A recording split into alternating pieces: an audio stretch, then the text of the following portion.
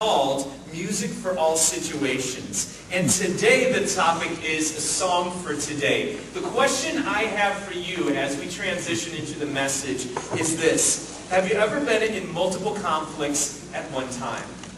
And you're like, Josh, last week. It's funny how many conflicts we can be in at one time. And I just think of the conflicts that I've been in. I was in a conflict with my car. I know that's an inanimate object, but I just found that I had to make a payment of over $1,000 for repairs. And you guys know I'm sure, the feeling of that sometimes. We can also be in conflict with family. We can be in conflict with friends. We can be in conflict with coworkers. Maybe if you are...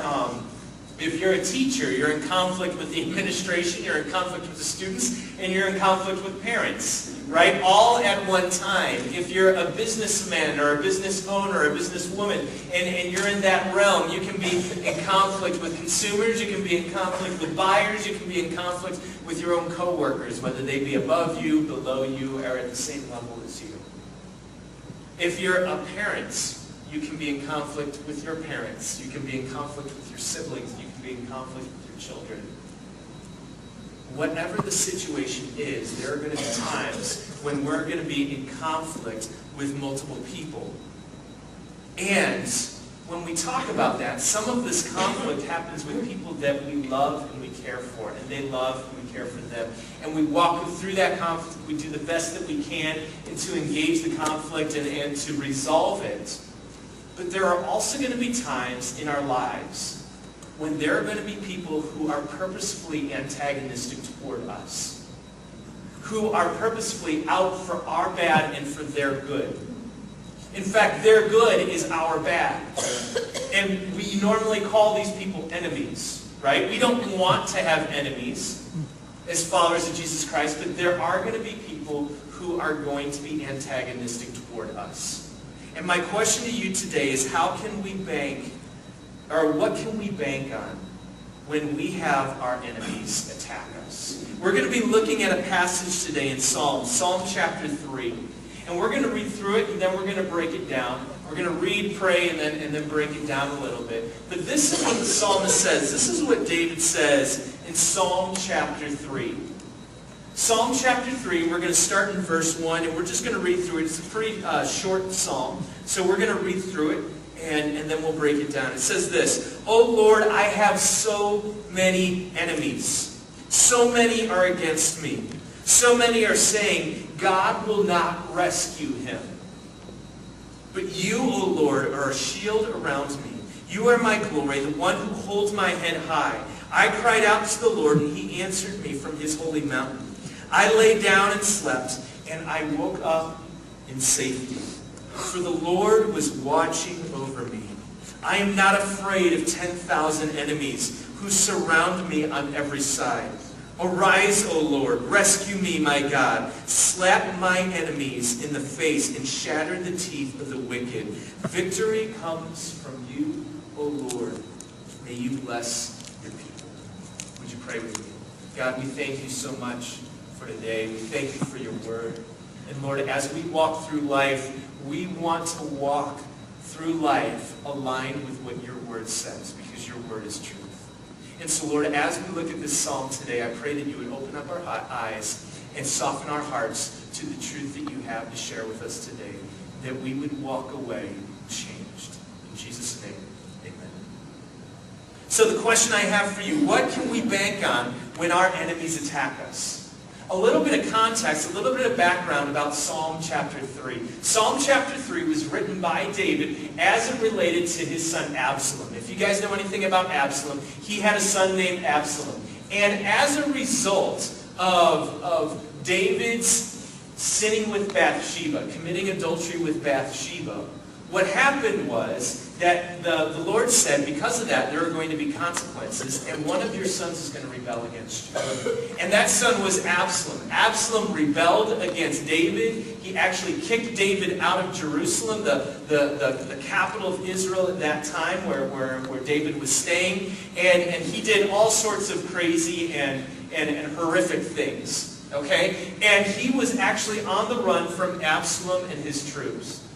And so here was David, and realized that sometimes the conflict that we get into is not always the cleanest conflict. We can't always say, oh, I was always right and they are always wrong.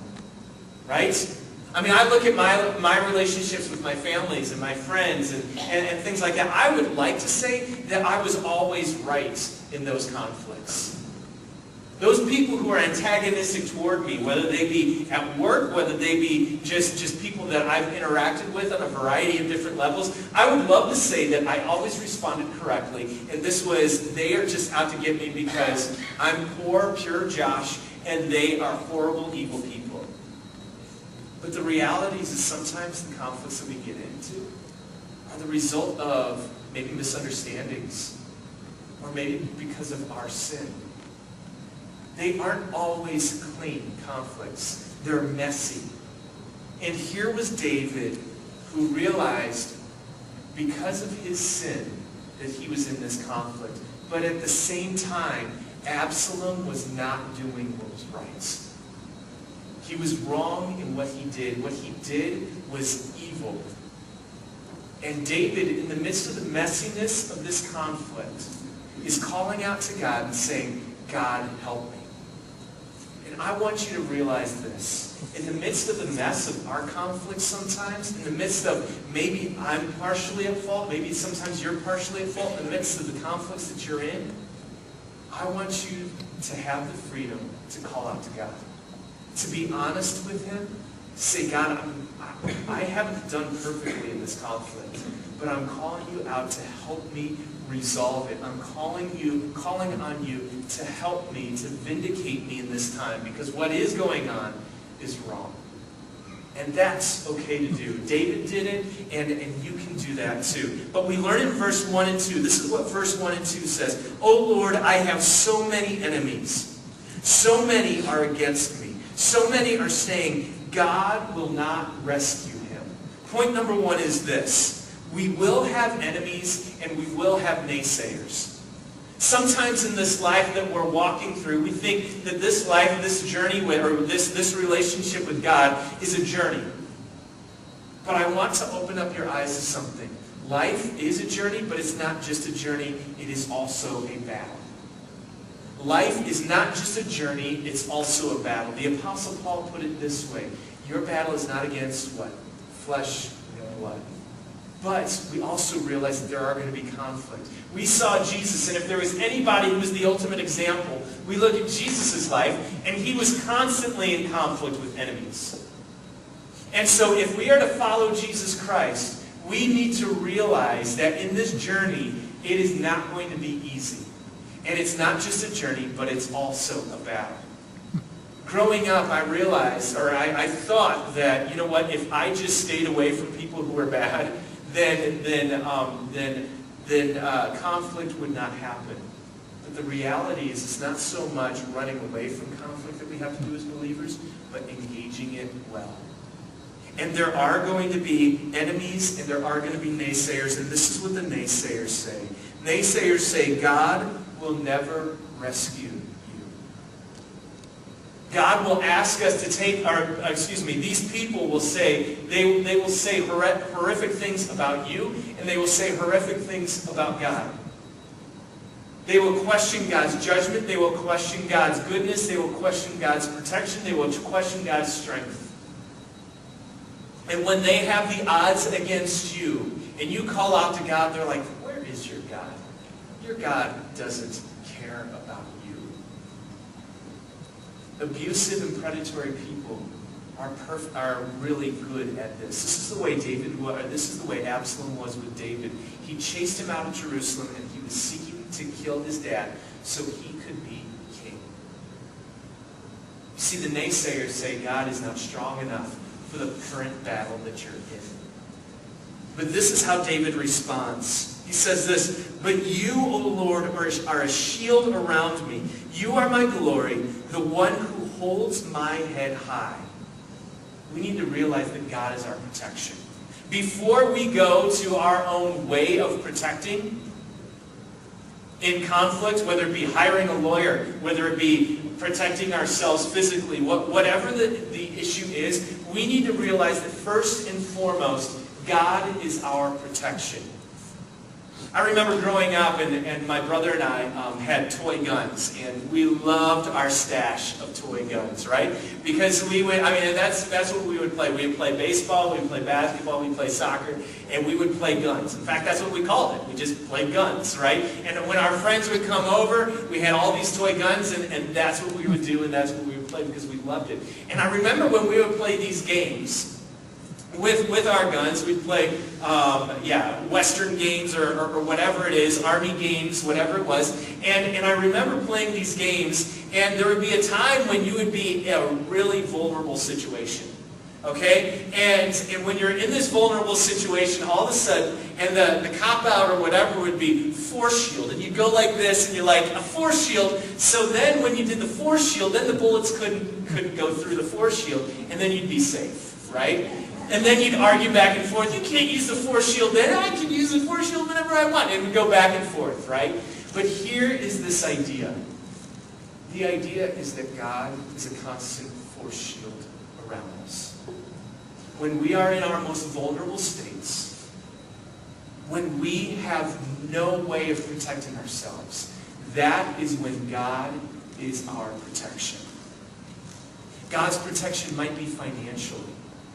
When we are in debt up to our ears, we're like, God, I've messed up, or God, help me, I didn't realize I had this bill or that bill, or I didn't realize this accident was going to happen, or I didn't realize I had to put my car and get this $1,000 upgrade or whatever, like I didn't repair, I didn't realize that this was going to happen, God. Would you be my financial protection? Maybe you have family, or you have what you would call friends, or you have coworkers who are out to get you legally. And you're like, God, I don't know how I am going to deal with this. Would you be my protection? And God is that force shield around us. When we are vulnerable, when we have no ability to protect ourselves, He is the one protecting us. I have a friend who is about 6'2" and like 230, so he's big and he's strong. And he had a newborn baby in his arms. And you know how people take pictures of their newborn baby with them and everything like that. And he was hovering over this newborn baby, cradling it and holding it. And that is the analogy that I want you to have when we read this passage. When God is our protection, He is like this football linebacker protecting this small, vulnerable child. There are going to be times in our lives when we are vulnerable and we cannot protect ourselves. That is when God is our shield. He was a shield to David.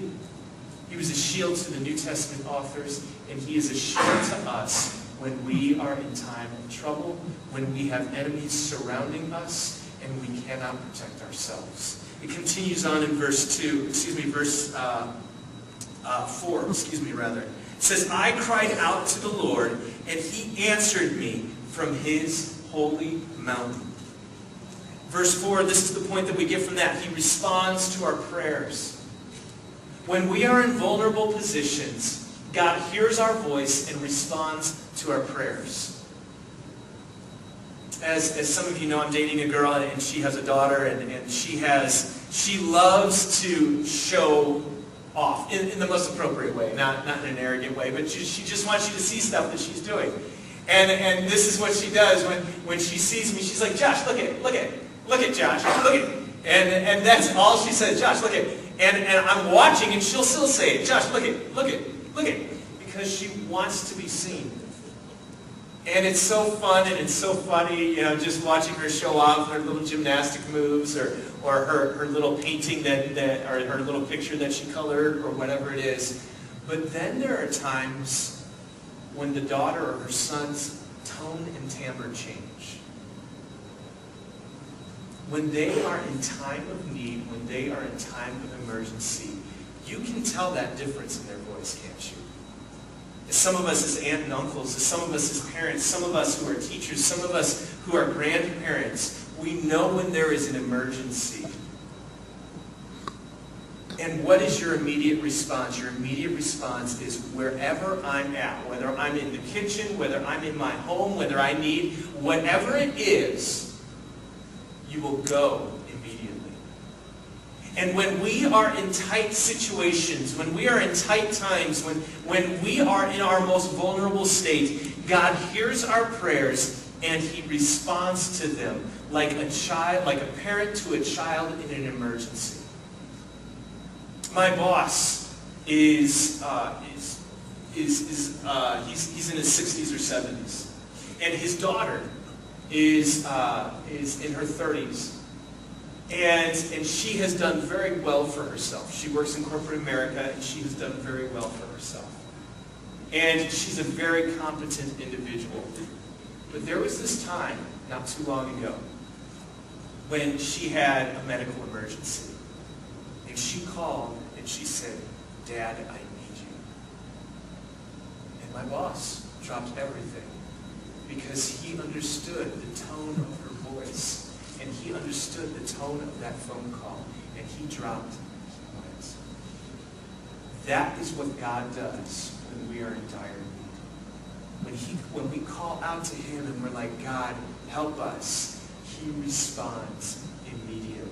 He cares about the little look at moments, right? Hey, God, look at what happened. Look at this, look at that. But He drops everything when we cry out to Him. It continues on in verse 5. It says, "I lay down and slept, yet I woke up in safety, for the Lord was watching over me. I am not afraid of 10,000 enemies who surround me on every side." Why? Because this is the point of verse 5 and 6. God watches over us. When we are in need, when we are in trial, when we are in a desperate situation, God is watching over us. Just like that dad, that guy who looked like an NFL linebacker, that football linebacker carrying his child. He watches over us. When we see children sleep at night and the parents are just watching over them. I have a friend who has a drop camera in the child's room just to make sure that everything is okay. While the child is sleeping, they don't have to worry about anything. Why? Because the mom and the dad are watching everything. And if they even hear the slightest little noise, they'll look at that camera. Why? Because they are watching over their child. In the same way, the God who loves you, even in the midst of the messiness of your conflicts and your enemies attacking, God is a shield around you. God is responding to your cries to Him. And God is watching every vulnerable moment that you have in life. Sleep is the most vulnerable time. Right? That's when most people break in and steal things, is when we're sleeping, because we are most vulnerable at that time. And realize that God is a good God and He is protecting us in those most vulnerable times. It continues on in verse 7 and 8. It says, "Arise, O Lord, rescue me, my God. Slap all my enemies in the face, shatter the teeth of the wicked." When we are at our weakest and we have no ability to defend ourselves, we are calling upon God to be our defender. And then He says this, "Victory comes from you, O Lord. May you bless your people." Verse 7 and 8, God is the one who brings victory. We can do all the planning in the world. We can get all the security systems in the world. We can get all the guard dogs we want. We can get all the life insurance and health insurance and dental insurance we want. But it is ultimately God who protects. It is ultimately God who provides. It is ultimately God who gives us victory. And when we are in vulnerable states, when we have enemies all around us, it is God who is the one who provides for us, who protects us, who delivers us, and who gives His children victory. As we look through this passage, this is the main point when we're summing it up, and it's this. When our enemies arise, don't lose heart. Your God is a valiant warrior. Let me say that again. Your God is a valiant warrior. protecting, responding, watching over, and bringing victory in your life. Let me say that all again. When our enemies arise, don't lose heart. Your God is a valiant warrior, protecting, responding, watching, and bringing victory in your life. So what happened at the end of the day with David? With David, his men were able to protect him. Ultimately, God was. And Absalom was killed. And God protected Absalom. The enemy scattered, and David's throne was established again. Was David sad that his son died? Absolutely. But did God protect David, the anointed king of Israel? Absolutely, yes. And when we call out to the Lord, even in the messiness of our situation, and we seek to honor God in the situations that we are in, with the enemies that we have, realize that life is not just a journey, but it's also a battle. And sometimes those battles come with enemies, and they want to get you. But realize that God is a warrior, protecting, responding, and watching over you. And He is the one to bring victory. Even when we are weak, He is strong.